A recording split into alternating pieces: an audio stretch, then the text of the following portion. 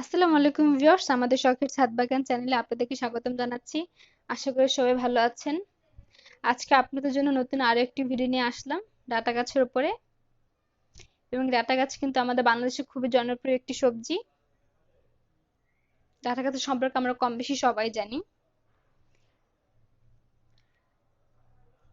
এবং ডাটা গাছ কিন্তু খুব সহজেই চাইলে ভালো ফলন আহ, হয় কম খরচেই এবং কম যত্নেই। এই তো চারা গাছের বীজ লাগানোর আগে মাটিতে ভালো হতে হবে, সেদিকে খেয়াল রাখতে হবে।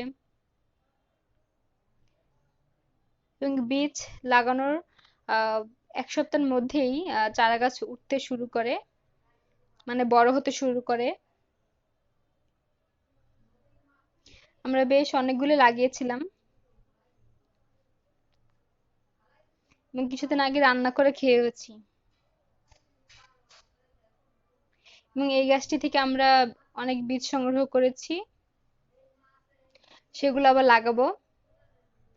যখন লাগাবো তখন আরেকটি ভিডিও শেয়ার করব আপনাদের সাথে, যাতে আপনারা আরো ভালোভাবে বুঝতে পারেন। এবং ভিউয়ার্স, আপনারা যদি কোনো কিছু না বুঝতে পারেন অবশ্যই কমেন্টে জানাবেন। সবসময় চেষ্টা করবো আপনাদের প্রশ্নের সঠিক উত্তরটি দিতে। এবং আপনারা যেভাবে আমাদের সাপোর্ট করতেছেন আস্তে আস্তে, আশা করি আরো করবেন। এবং আপনারা পাশে থাকলে কিন্তু আমরা সামনের দিকে আরো আগাতে পারবো এবং আপনাদেরকে অনেক কিছু জানাতে পারবো ইনশাল্লাহ।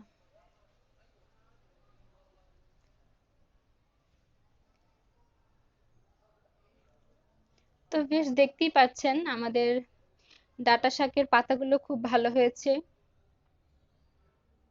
এবং আরো ছিল। এখন আপাতত এই দুইটি বড় হয়েছে সব থেকে বেশি। ফলন খুবই ভালো হয়েছে, এর জন্যই ভাবলাম আপনাদের সাথে শেয়ার করি।